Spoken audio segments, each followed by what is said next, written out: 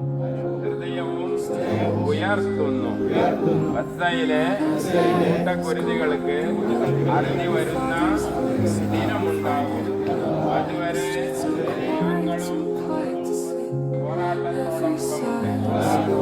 സാമ്രാജ്യത്തിന്റെയും Israel വംശത്തിന്റെയും അധിനിവേശത്തിന്റെയും മുന്നിൽ നാം പകച്ചു നിൽക്കില്ല. അതിനെതിരെ ഞങ്ങളുടെ ശബ്ദവും കയ്യും ഉയർന്നു പൊങ്ങും.